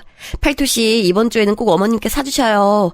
제가 어머님이 팔토시 받으셨는지 안 받으셨는지 다음에 안부 전화 드릴 때 확인할게요. 한 달에 10만 원 주면서 물주요? 그것도 받기 시작한 지 3개월째였나 그것밖에 안 됐을 때였어요. 그런데 생색내는 것에 너무 황당했었네요. 그리고 시어머니께서는 저랑 남편이 거듭 안 된다고 말씀을 미리 드렸음에도 초겨울 날씨에 몰래 친구분들 만나러 외출하셨다가 쓰러지셨던 거였거든요. 뇌 쪽 문제였죠. 병원에 입원하셨다가 집으로 오신 이후로 기저귀 차고 생활하셔야 했어요. 거동이 어느 정도 회복되시기 전까진 제가 기저귀도 갈아드렸고 너무너무 힘들었습니다. 병원에서 시어머니의 심각한 상태를 다들 봤었기에 저희 부부 눈치를 보면서 한 달 10만 원이라는 카드를 꺼내들었던 거예요. 그 의미는 이거였죠. 돈 받기 시작했으니까 앞으로도 계속 시어머니 책임지고 모시라는 그런 거였어요. 5만 원을 줄 순 없으니까 사실상 최소 금액이 10만 원인 셈 아니었을까요? 그러면서 큰 소리에 오만 생색들을 다 내니 제가 스트레스로 위장병까지 왔었네요. 직장 다니면서 시어머니 병수발 들고 애들 챙기고 집안일까지 하려니까 몸이 나만하질 않았고요. 잠에 들 때면 저는 항상 내일이 오지 않기를, 그냥 이대로 눈 감아서 영영 눈이 안 떠졌으면 좋겠다, 이런 바람을 품곤 했어요. 이미 깨달았던 점도 있었죠. 옛날에 저 어렸을 때 저희 친정집 망하고 어머니가 잠자리에 들면 내일아 오지 마라 이런 말씀을 하면서 눈을 감으셨거든요. 그때 어머니는 우울증을 앓고 계셨던 거구나 라는 것을 제가 알게 됐네요. 또한 제가 한계까지 치달아 힘든 상태라는 것도 알게 됐죠. 제가 도움을 청할 가장 가까운 상대는 사실 남편이었어요. 그런데 남편하고는 첫 단추를 잘못 꿰n 죄로 이미 집안에서 역할이 극단적으로 나뉘어져 있었어요. 이걸 뒤집기엔 엄두가 안 났으며 그럴 생각만 해도 피곤했지요. 차라리 그럴 바엔 아무것도 건들지 않고 이혼하는 게 낫지 않을까 싶었어요. 어느 날 제가 물걸레질을 조용히 하다가 시어머니의 통화 소리를 들었어요. 시누이랑 통화하고 계셨고요. 예, 넌 내가 너한테 설마 나 데리고 살라고 할까봐 걱정돼서 그러니? 참나, 어차피 나는 며느리가 수발 다 들어주는데 앞으로도 계속 이럴 텐데 넌 무슨 뚱딴지 같은 소리를 하고 있어. 내가 설마 내 딸 고생시킬까봐? 아서라, 고생은 며느리 몫이지 딸 몫이 아니니까. 시어머니께서 그렇게 말씀하시는데 그게 뭐라고 지난 세월의 그 어떤 순간들보다도 서러웠을까요? 저의 모든 헌신을 그저 당연하다는 것으로 받아들이시군 언제부턴가 가식으로 남아 고맙다는 소리 한 번 안 하신 시어머니. 그러면서 손주들에게는 자애롭고 위엄 넘치는 할머니이길 바라시며 늘 욕심내셨고 애들 교육에도 필요 이상으로 잔소리를 얹으셨죠. 중요한 일은 언제나 아들과 상의하길 원하셨으며 저에겐 상의가 아닌 통보를 하셨습니다. 저는 과연 어떤 존재일까 싶었네요. 심란함을 안고 있던 와중에 시어머니의 생신날이 됐어요. 시어머니의 건강 문제가 염려돼서 외식하지 말자고 얘기가 맞춰졌어요. 그 말인즉슨 저희 집에서 생일을 해결해야 한다는 것이었죠. 토요일 이른 저녁에 다 같이 모이기로 해놓고 저는 그 전날부터 엄청나게 준비에 매달렸네요. 시어머니께서 좋아하시는 메뉴들로만 구성했고 과일도 아낌없이 사놨고요. 음식 한 가지를 해도 시간이 많이 걸리는 것들이었는데 여러 개를 하려니까 죽겠더라고요. 그런 와중에 시어머니께서는 안 거들어주셨어요. 내가 생일상 주인공인데 내가 같이 일하면 그건 그림이 말도 안 되는 거지. 그런 말씀을 하시면서 제가 전날 밤부터 열심히 준비하는 것을 멀찍이서 구경만 하셨죠. 조금 가감없는 표현으로 종년이었던 저는 그때도 그저 묵묵하게 상을 차렸어요. 생신 당일 동서가 준비한 케이크가 등장하기 전까지만 해도 저는 평소대로의 착한 아이 증후군 환자였습니다. 어머님은 이런 케이크 드시면 안 되는데. 지금 혈당 관리 엄격하게 하셔야 할 때라서. 형님, 생신 같은 날에는 그래도 케이크 정도는 어머님도 드셔주셔야죠. 그렇게 빡빡하게 구시면 없던 병도 생기겠어요. 안 그래요, 어머님? 이거 케이크 위에 장식 한번 열어보세요. 거기에 제 깜짝 선물이 들어있어요.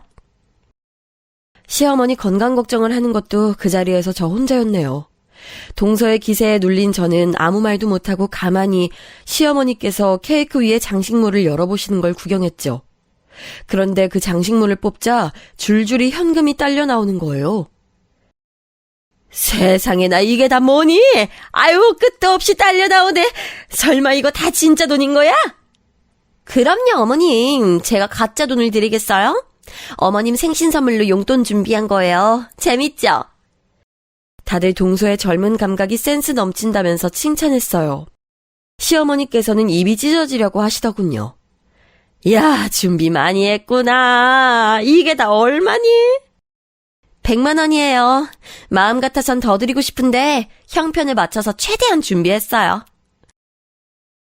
100만 원이라는 소리에 제가 내심 놀라고 있는데 시어머니께서는 환하게 웃으시면서 동서를 보시더니 이렇게 말씀하셨어요. 아유, 우리 예쁜 며느리. 난 오늘 아침에 우리 큰 며느리로부터 멋대가리 하나 없는 돈봉투 얄부리한 거 그거 하나 띡 주는 거 받았거든. 아유, 안에 꼴랑 10만 원 들어있는 거 보고 기분이 내심 상했었는데 우리 작은 며느리가 제대로 내 면을 살려주니까 기운이 팍팍 샘솟는구나. 동서를 칭찬하시는 것까진 좋은데 제 이야기를 끼우시는 것에 무척 당혹스러웠네요. 더 관건은 그 다음 순간이었죠. 저랑 눈이 마주친 시어머니께서 엄청 정색을 하시더니 큰애야, 너는 좀 본을 받아야겠다. 딱 이렇게 말씀을 하신 거예요. 장난기 없이 정말 진지하게 말씀하셨어요. 그 순간 제가 뒷목이 확 당기면서 시야가 흔들렸어요. 너무 화가 나니까 머리 꼭지가 돌았던 거죠. 동서는 능글맞게 손사래를 치고 있었고요. 그때 제 눈에 저희 애들이 보이더라고요. 애들 표정이 굳어 있었죠. 자기 엄마가 가족들 다 모인 데서 안 좋은 소리 듣는 거 애들이 절대 반기지 않을 테고 좋은 영향 결코 주지 못할 것 같았어요. 큰애가 작은애보다 월등히 못하니 이거 원. 이렇게 생일 같은 중요한 날이 되니까 이런 부분이 적나라하게 드러나네. 그때 시어머니께서 쐐기를 박으셨고 전 오랜 세월 축적돼 있었던 제 안의 자아가 와장창 깨지는 것을 느꼈어요. 착해야 한다는 강박증에 걸린 호구자아 말이에요. 그래요? 그럼 동선에 가서 사세요. 제가 말하자마자 얼음물이라도 확 끼얹어진 듯 분위기가 싸늘해졌어요. 다들 놀란 표정으로 잘못 들었나 하는 기색이더군요. 시어머니께서 저를 흘겨보시면서 말씀하셨죠. 너 왜 이러니? 너답지 않게 시리. 그러세요? 저다운 게 뭔데요? 저다운 게 뭐라고 생각하는지 말씀해주세요. 궁금하네요. 어머나, 얘가 휙 돌았나? 갑자기 진짜 왜 이래? 너 미쳤니? 아니요? 미친 건 어머님 같은데요? 어머님 진짜로요. 지금 미친 노인네처럼 보여요.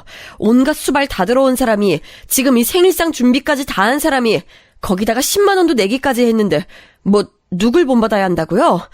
기가 막히네요, 어머님. 치매 오신 거 아니에요? 저 이제 어머님 못 모시겠어요. 치매 오신 것 같아서 무섭거든요.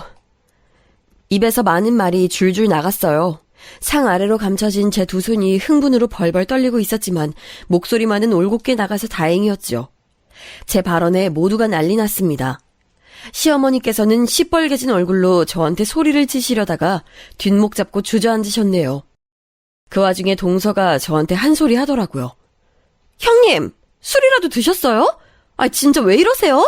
당장 어머님께 사과드리세요. 아, 동서. 우리 동서가 효심이 나보다 지극하지. 그래, 내가 여태까지 동서의 몫을 빼앗아서 미안했어. 앞으로 동서가 어머님 모시고 살아주라. 지금 당장 내가 어머님 짐 챙길 테니까 모시고 가. 뭐라고요? 갑자기 그게 무슨 말씀이세요? 저한테 모시라뇨? 동서는 재택근무 중이라서 외출도 안 하잖아. 어머님 모시기 딱이지. 아, 내가 어머님 생신인데 100만 원도 못 내놓고 정말 못난 며느리였지 뭐야. 10만 원은 이미 드렸으니까 남은 90만 원 드려야지. 이거 동서한테 입금해줄게. 모시고 지내는데 보태서 써. 동서가 덜덜 떨리는 입술 사이로 뭐라고 말을 제대로 못하고 저를 노려봤죠. 그 옆에서 시동생은 안절부절 못하고 있고 시누이네는 불똥 튈까봐 저랑 눈도 안 마주치려고 딴청 부리고 있었어요. 그때 남편이 외쳤죠. 당신, 지금 이게 다 뭐하는 짓이야? 아무 상의도 없이 엄마를 이제 안 모시겠다느니 뭐니 어떻게 이런 행패를 부려? 남편이 외치는 순간 희한하게도 제 손에 떨림이 멎었어요. 그리고 갑작스런 상황에 놀라있는 제 아이들이 눈에 들어오더라고요. 제가 여유롭게 웃으면서 남편한테 그랬습니다. 입 닥쳐. 너 나한테 이혼당하고 애들이고 재산이고 다 빼앗기고 쫓겨나고 싶거든. 그 입 다시 놀려봐. 어디 한마디만 더 해보라고. 그러자 남편은 객기도 부리지 못한 채 입을 닥쳤어요. 단 한 번도 제 이기심을 위해 성질을 부려본 적이 없었던 사람. 그게 바로 저였거든요.